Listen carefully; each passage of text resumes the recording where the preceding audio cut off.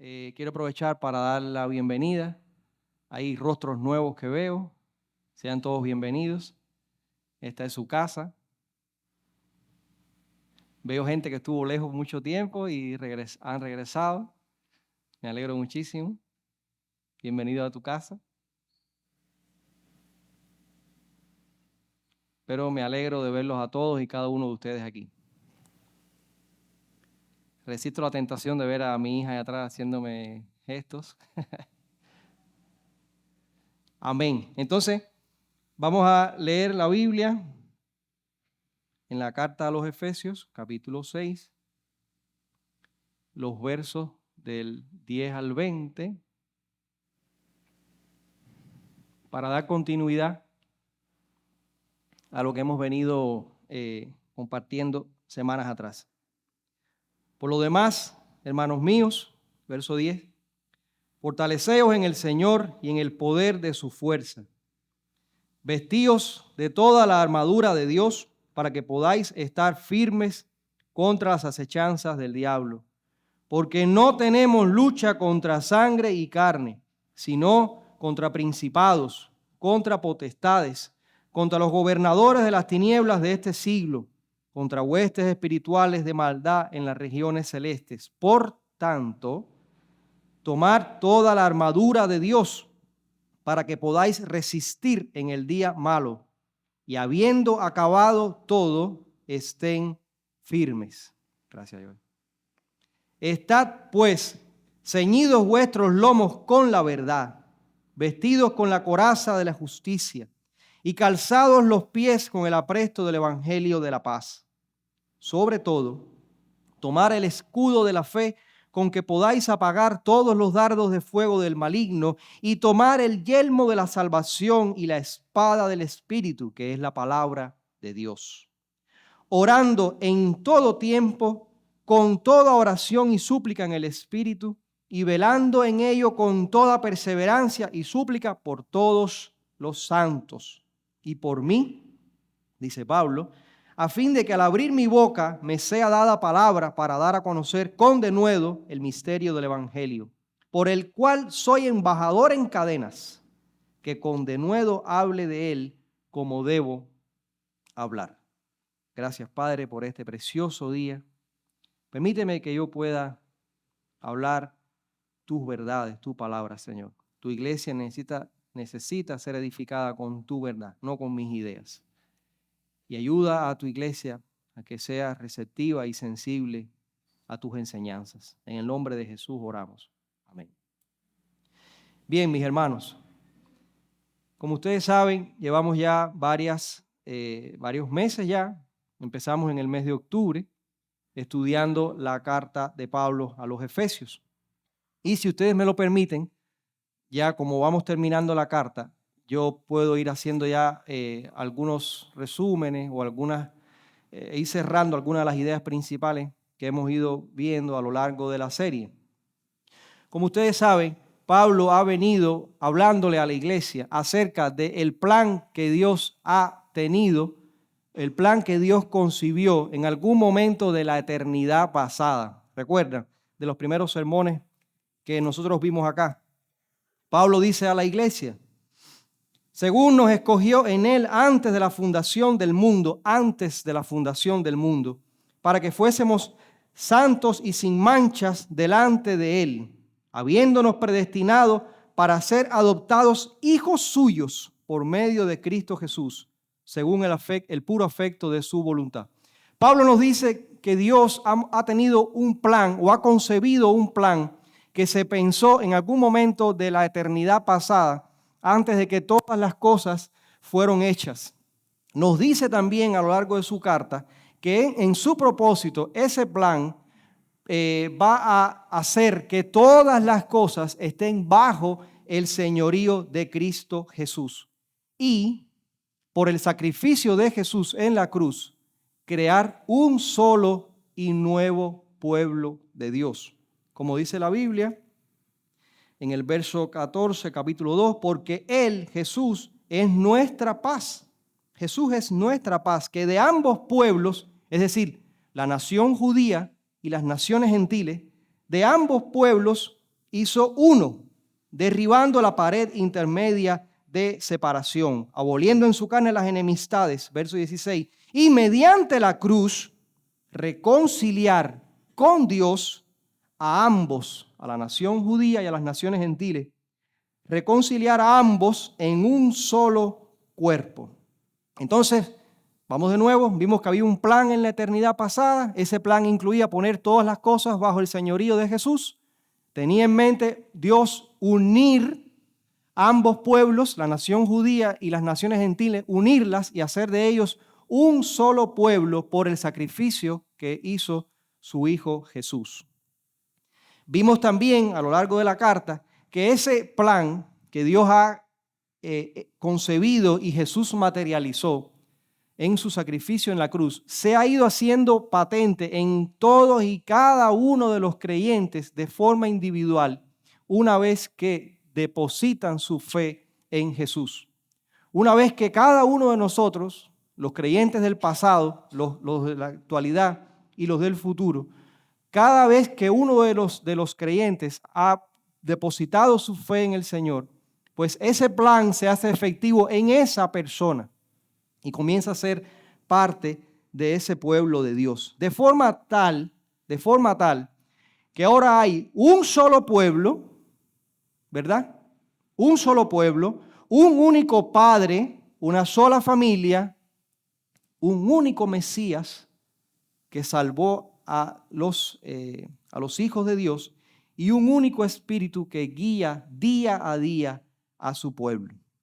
Después de eso, vimos que Pablo comenzó a bosquejar los valores, la identidad que debía tener este nuevo pueblo. Por ejemplo, Pablo dijo, somos un cuerpo, un espíritu, como fueron llamados, una misma esperanza en nuestra vocación.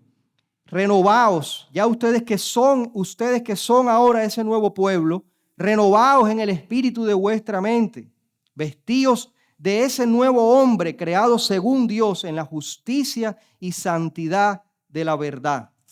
Más adelante dice, en otro tiempo ustedes eran tinieblas, pero ahora son luz en el Señor, andar como hijos de luz. Pablo está diciendo, ese pueblo que Dios ha ido creando tiene nuevos valores y entre estos capítulos 4 y 5 pues ha ido hablando de esos nuevos valores. Y así avanzando llegamos al capítulo 6, que es el que estamos actualmente. Pero en el capítulo 6 hay dos dimensiones en las relaciones de los seres humanos. Y ahí quiero que ya nos detengamos un poquito y empecemos a escuchar con más detenimiento.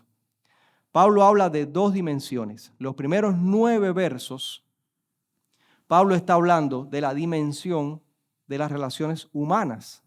Cómo debe ocurrir las relaciones entre las personas, ¿verdad? Las semanas anteriores, ya el hermano Ulises, el pastor Ulises, habló sobre eso. Habló sobre las relaciones entre esposos y esposas, ¿recuerdan?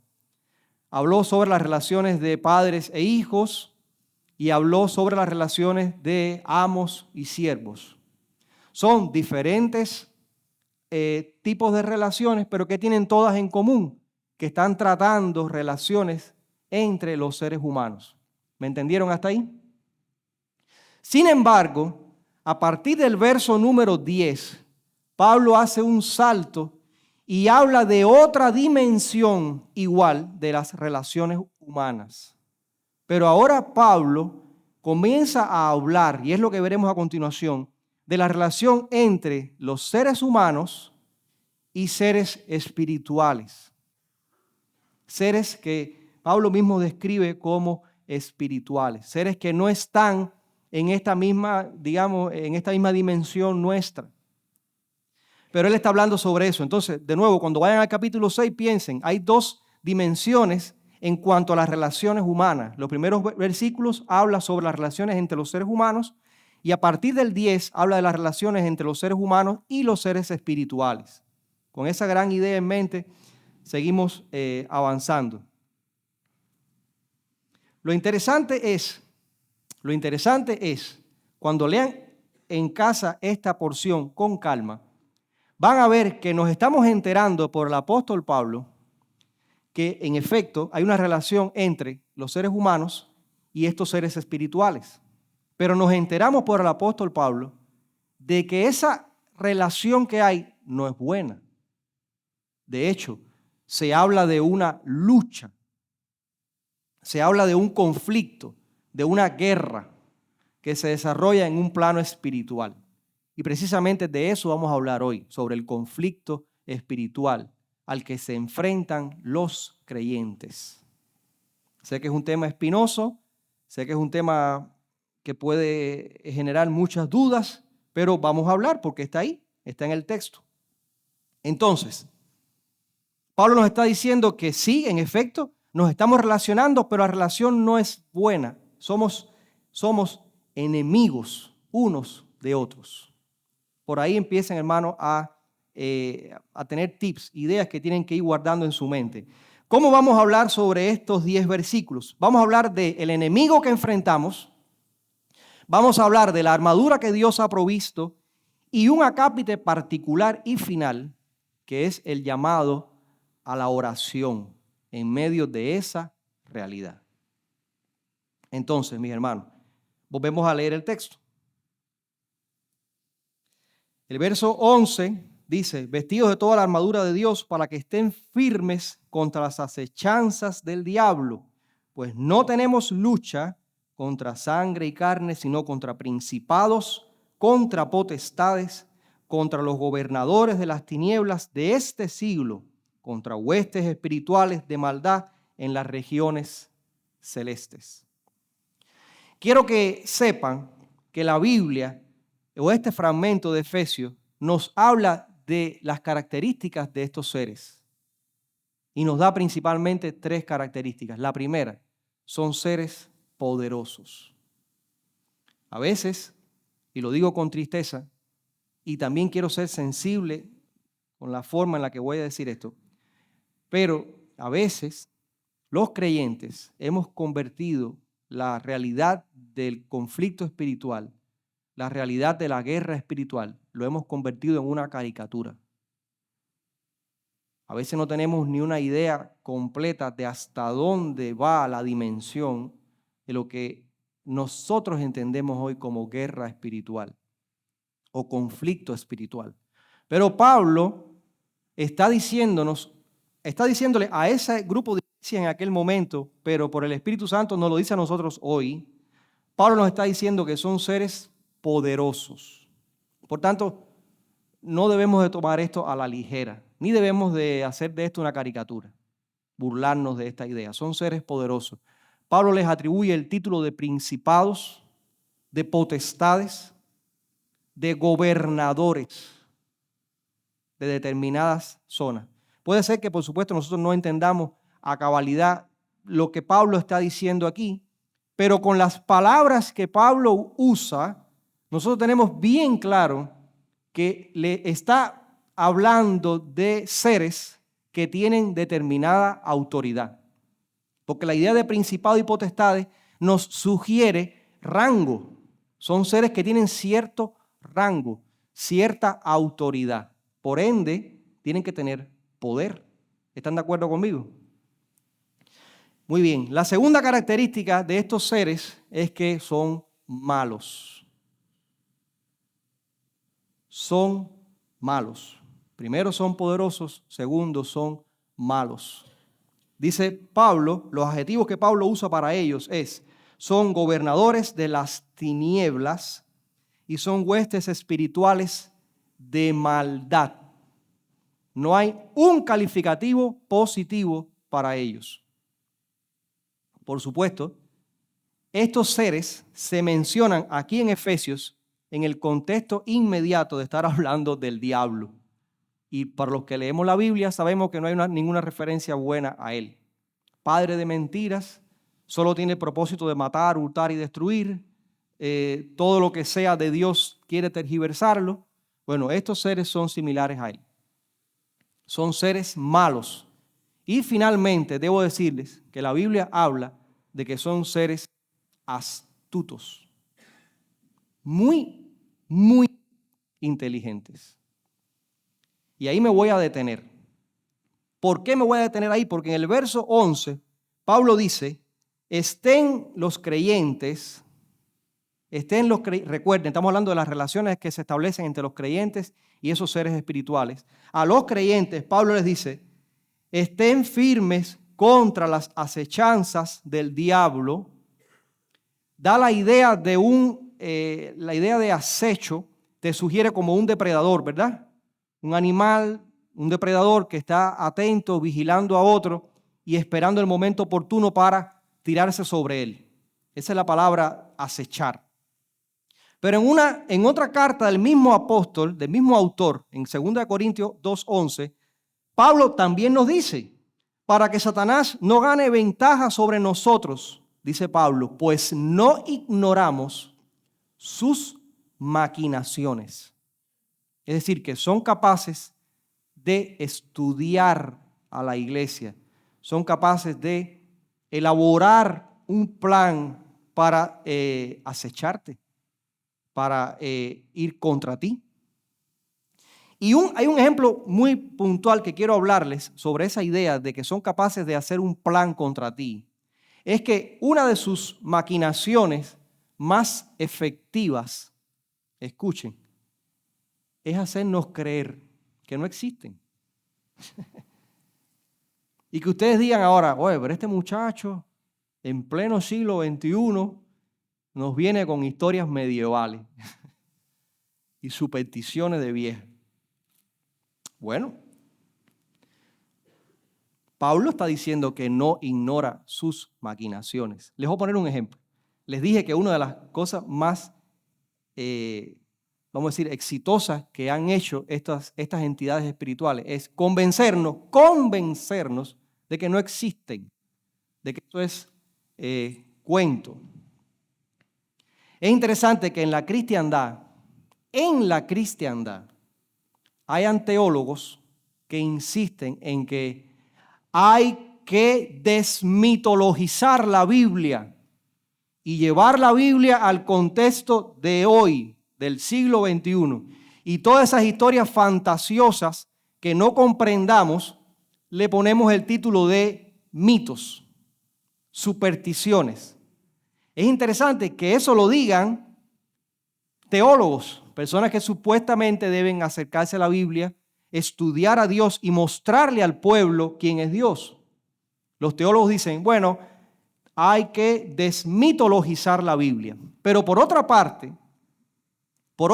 fuera del cristianismo, esté proliferando por todos lados nuevas formas de paganismo. ¿A cuántos de ustedes les gustan las películas de Marvel, del universo Marvel? ¿Cuántas han dedicado ya a Thor, al personaje de Thor? Thor es mitología escandinava. Eso es paganismo a pulso. A pulso, que nos lo estamos tragando día tras día. ¿Cuántos han visto Avatar? La segunda parte que salió ahora recientemente, ¿verdad? Pues en Avatar se estimula, se habla de la existencia de una deidad que es como la tierra, ¿cierto? Una onda Pachamama de los indios de América, ¿verdad? La de la diosa tierra.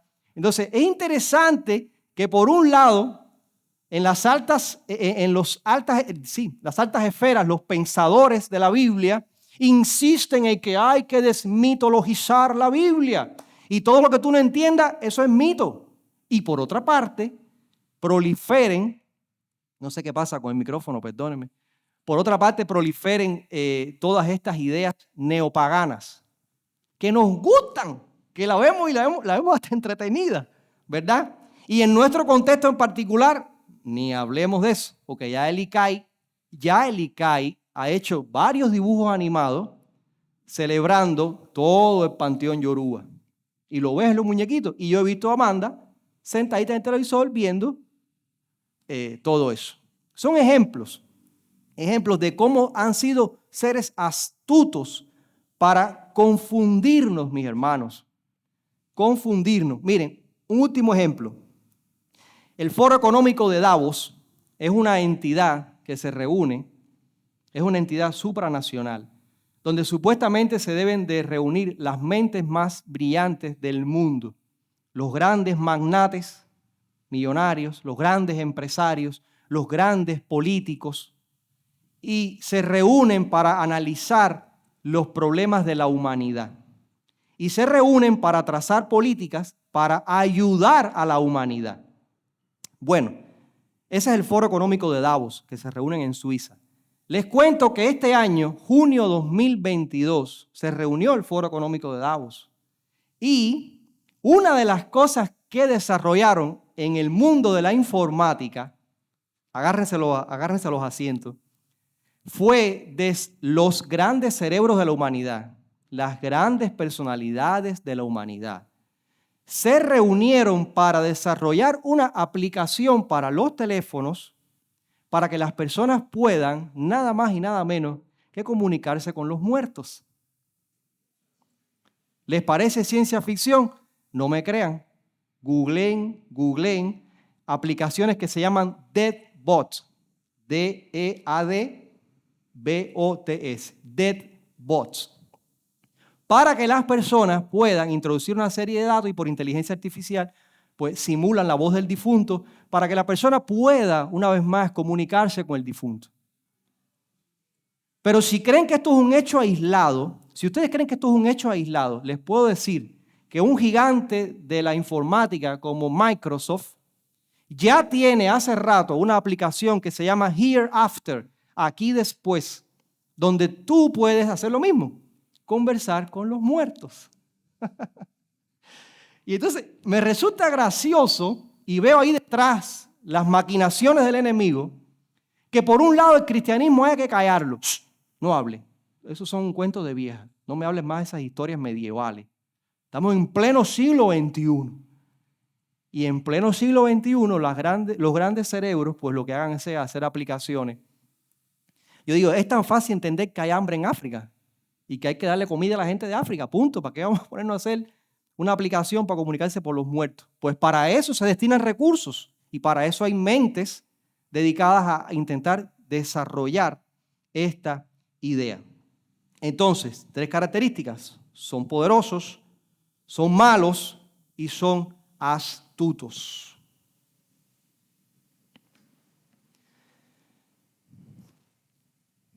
Pero esa descripción de estos seres está dentro del contexto de una guerra espiritual, de un conflicto espiritual. Entonces, iglesia, debes de saber que nos estamos enfrentando a seres astutos, muy inteligentes y que tienen poder. No puedes esperar que ellos tengan principios morales, códigos de honor, sentimientos elevados. No. Su propósito es destruirnos. Ese es el enemigo, esos son los seres a los que Pablo dice que tenemos lucha contra ellos. Y para eso, ¿qué solución le da Pablo a los creyentes de Éfeso? Pablo le dice, hermanos míos, escuchen este texto, fortaleceos en el Señor y en el poder de su fuerza. Primer elemento importante que tenemos que resaltar. Como iglesia, como creyentes, tenemos necesidad de depender de Dios. Eso parece una idea muy simple, pero no lo es cuando la meditas un poco. Por tus propias fuerzas no puedes entrar en este conflicto. ¿Por qué hablamos del conflicto, mis hermanos? Porque Pablo lo menciona. Porque está ahí, en Efesios, en esta carta. Y Pablo nos está diciendo, necesitan fortalecerse en el Señor y en el poder de su fuerza. Eso quiere decir que tú no puedes tú solito.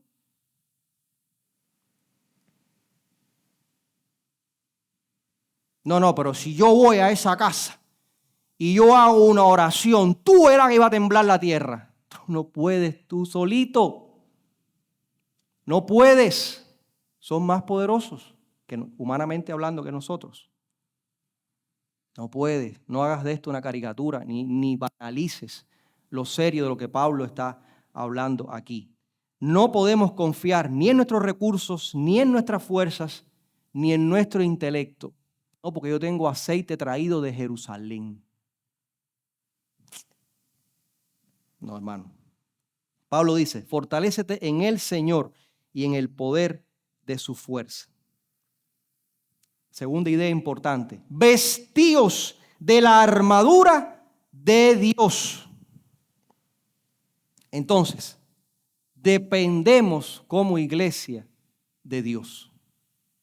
Necesitamos ser revestidos de su fuerza y necesitamos usar su armadura.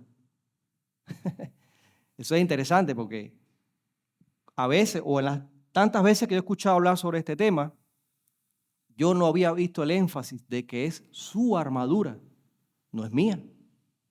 Aunque el llamado es a que la iglesia se la ponga y a que combata con ella, pero no es de él. La armadura es del Señor. Vestíos de toda la armadura de Dios. La iglesia nunca, hermanos, puede olvidar que esta armadura que vamos a ver ahora ha sido una herramienta que ha sido forjada por Dios y provista por Dios para su iglesia.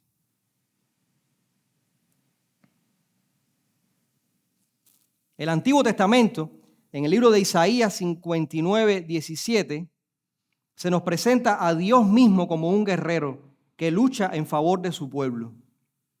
Dice así Isaías, pues de justicia se vistió como una coraza, con yelmo de salvación en su cabeza. Tomó ropas de venganza por vestidura y se cubrió de celo como de manto. Finalmente, mis hermanos, para cerrar esta idea, la armadura que Pablo nos propone que nos pongamos no es nuestra, nos la ha dado Dios y tenemos necesidad de ir a Él. Les voy a poner, estaba esperando el momento oportuno para poner este ejemplo con lo que dijo el pastor hoy por la mañana. ¿De dónde ustedes creen que salga la fuerza y la fe en el corazón de un hombre que está ahora mismo en un hospital, enfermo? Probablemente ya ha acariciado la idea de que sea el final. ¿De dónde ese hombre saca la fuerza para poder decir las palabras que le escribió Enrique a Juan Manuel? ¿Creen que eso viene de él? ¿Creen que humanamente hablando, ante la realidad probablemente de la muerte delante de ti, puedes mantener esa ecuanimidad? A menos que ese hombre esté revestido con una armadura que le ha sido dada, que no es de él, pero se le ha sido dada para que luche con ella. Porque estamos hablando de un conflicto, de una guerra espiritual. Pero ¿por qué Dios que conoce al ser humano le da la armadura? ¿Por qué? Si van conmigo a las Escrituras, lo vemos bien clarito y está en el verso 11. Dice, para que puedan estar firmes. Dios sabe que tú no puedes por tu propia fuerza. Hermano, tú no puedes por tu propia fuerza. Insisto en eso. Él te da la armadura para que puedas resistir. Y noten en tres versos, del 11 al 13, noten cuántas veces aparece la palabra firmes, para que estén firmes, para que logren resistir, para que estén firmes. ¿Para qué Dios dispuso en su soberanía, en su poder, darle a la iglesia una armadura para ir a un conflicto espiritual? ¿Para qué? La Biblia dice, para que estén firmes. ¿Quieren la fortaleza del Señor? Pues vístanse de su armadura y lograrán estar firmes. Dice el verso 11, para que estén firmes contra las acechanzas del diablo. Por tanto, tomen la armadura de Dios para que puedan resistir en el día malo. Esta realidad que vive nuestro hermano quizás no sea su día malo. Para que puedan resistir en el día malo. Y habiendo acabado todo, estén firmes. Y vuelve el verso 14. Estén pues firmes. Pablo sabe bien que no hay un cristiano más vulnerable a los ataques del enemigo, o no hay una persona más vulnerable a los ataques del enemigo que aquella que no tenga su simiente en Cristo. Mi fe, todo mi sistema de pensamiento, mis valores, mi razonamiento, todo se subordina al Señor. Y ahí encuentras firmeza. Si nos sacan de ahí, mis hermanos, somos presa fácil. Presa fácil. Existe la armadura para que estemos firmes. Y voy a pasar a decirles muy rápido las 6 partes de esa armadura, porque creo que es habitualmente en lo que más se habla. Cuando se habla de este tema, aquí es donde las personas más se detienen.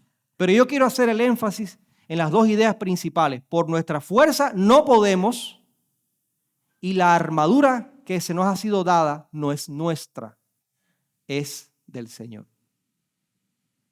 Y lo veremos en los 6 componentes, las 6 piezas de la armadura. Las 6 piezas del soldado son el cinturón, la coraza, las botas, el escudo, el yelmo y la espada.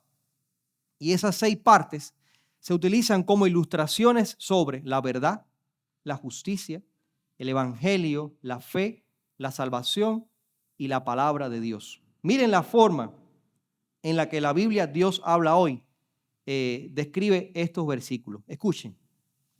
Me gustó mucho la Dios habla hoy porque te lo da muy masticado, muy fácil de entender. Así que manténganse firmes, revestidos de la verdad y protegidos por la rectitud.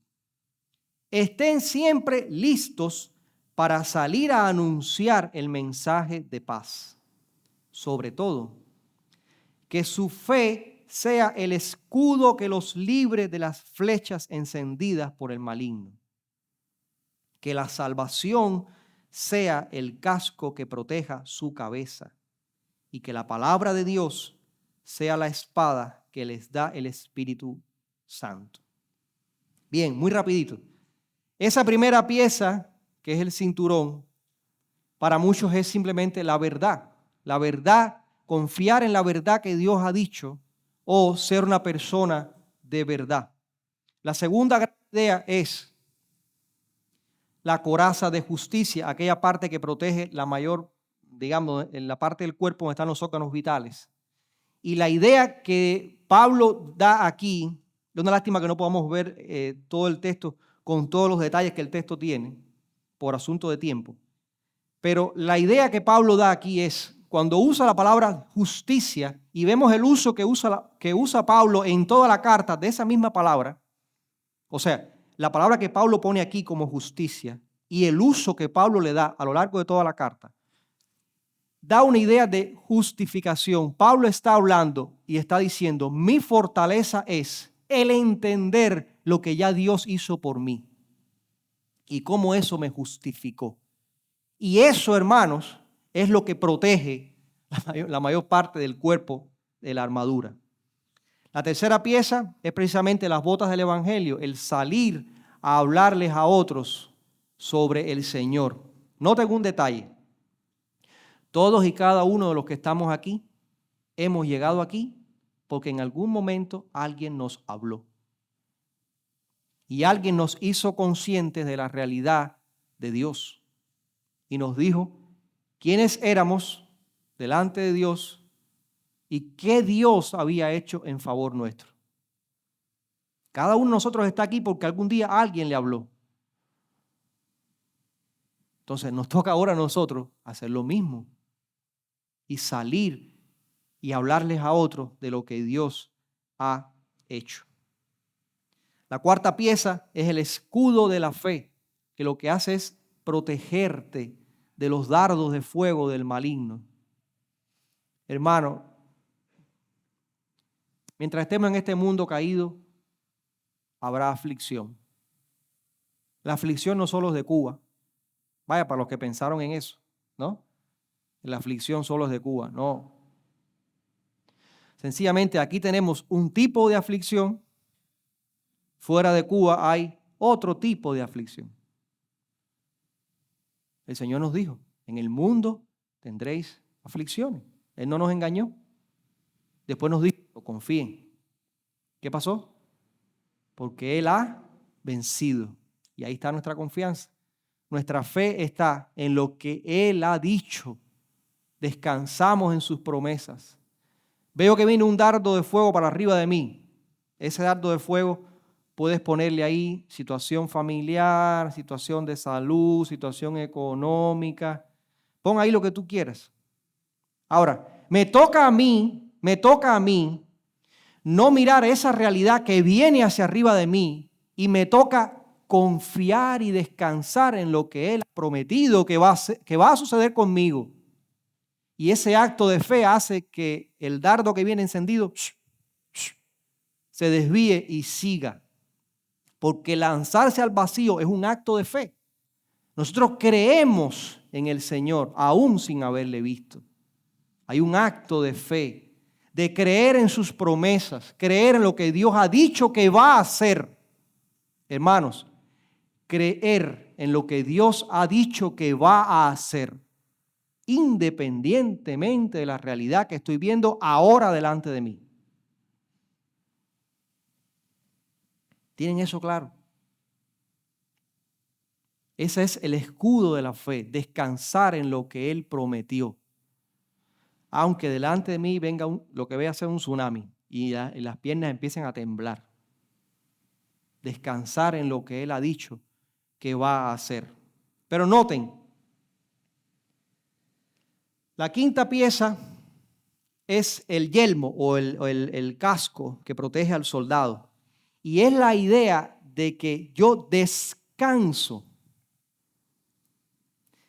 Quizás en otro contexto, si digo esto, me tiren piedra, pero descanso en que mi vida y mi salvación no están en mis manos, están en sus manos. Porque antes de que yo existiera, antes de que el universo existiera, antes de la creación del mundo, en la eternidad pasada, la Biblia dice, el Señor le dijo a Pablo por el Espíritu, que me había escogido antes de la fundación del mundo para que fuésemos adoptados sus hijos. Quiere decir eso de que antes de que yo existiera, ya Dios pensaba en mí. Por tanto, mi salvación, la realidad de que un día lo voy a ver cara a cara, eso está asegurado. Eso lo asegura Él. Eso no lo aseguro yo. Jorgito, eso no lo aseguras tú. Lo que Él te ha dicho, Él lo va a cuidar. La promesa que Él te ha hecho, Él la va a cumplir. Porque nuestra salvación, la salvación del pueblo de Dios, está en sus manos. Miren cómo cuando usted analiza cada parte de la armadura, una y otra vez apunta a Dios. Apunta a Dios. Una y otra vez apunta a Dios. Porque Pablo dijo, vestíos de la armadura de Dios. No es nuestra, es de Él. Y finalmente nos da la espada, ¿cierto? Nos da la espada, nos da su palabra, que sirve tanto para defenderme a mí mismo. Cuando venga una tentación a mi vida, yo diga, no, el Señor dijo tal cosa. Y ese precedente lo tenemos en Jesús. ¿Recuerdan? Cuando lo tentaron en el desierto, la herramienta que Él usó fue su palabra. En Dominicana dirían, candela, fuego y pica pica. O sea, lo que él hizo no fue, de repente, candela y fuego y pica pica. No, el Señor citó su palabra, apártate de mí. Y citó su palabra, usó la palabra para defenderse.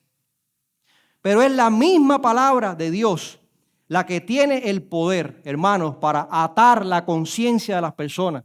Y cuando tú le digas a las personas, Dios dice que tú has pecado y Dios dice que debes de arrepentirte, pero Dios dio a su Hijo para que creas en Él, en su sacrificio. La palabra tiene la autoridad para ir al corazón cautivo y destruir las fortalezas que tiene en su mente y hacerle ver la necesidad que tiene de Dios. Pero de nuevo, es la palabra de Dios, porque es parte de la armadura de Dios. Para terminar, llevamos ya 25 minutos.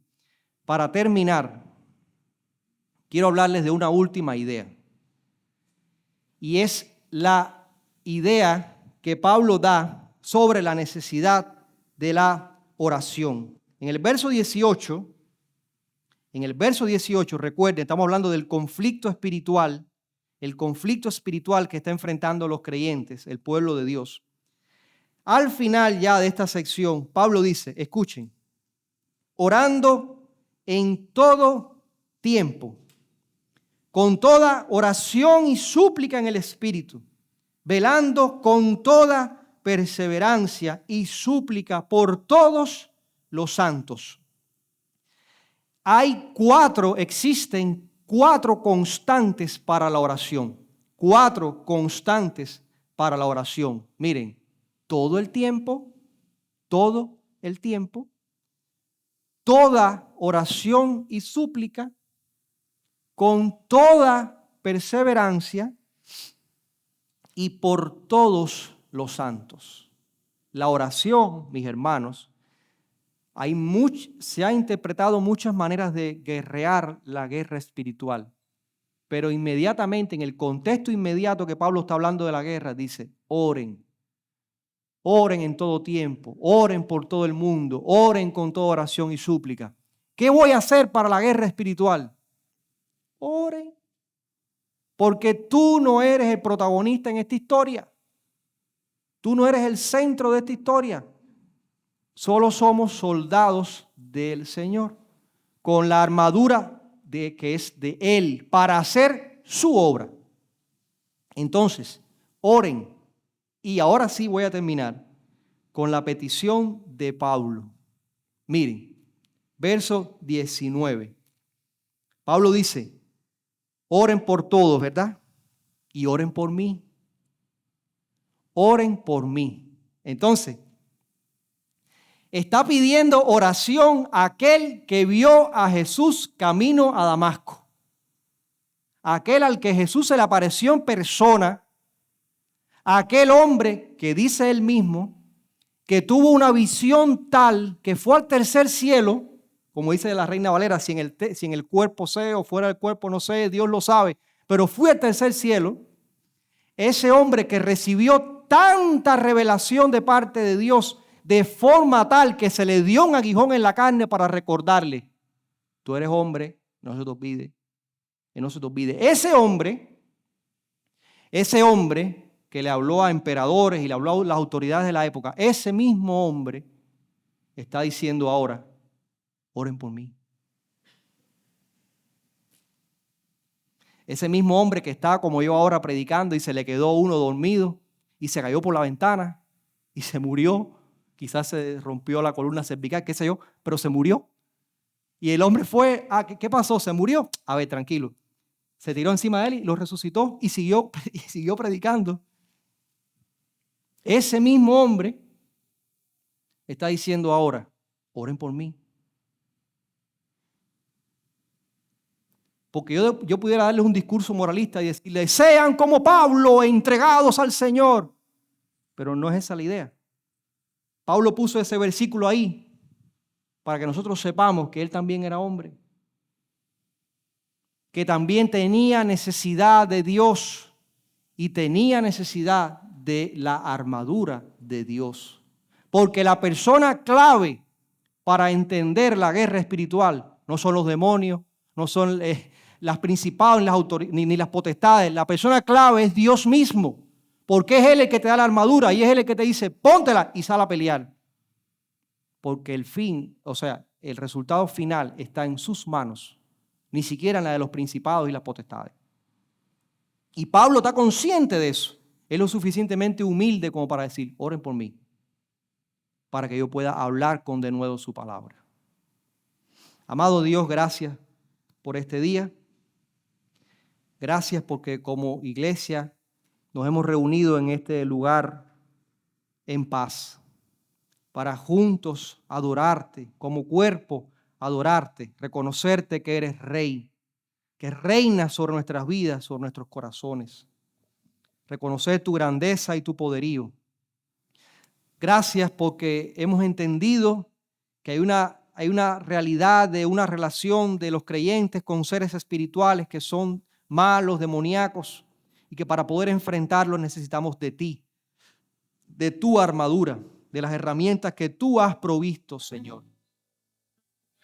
Y gracias porque por boca de Pablo entendemos que es precioso poder ir delante de ti en oración para allí encontrar consuelo, encontrar fortaleza, ánimo para seguir adelante. Gracias por este tiempo, Señor. Gracias por estos mis hermanos. Despídenos en paz de este tiempo y guarda nuestro regreso a los hogares, Señor. Permite que esta verdad tuya sea rumiada en nuestros corazones una y otra vez. En el nombre de Jesús damos gracias. Amén.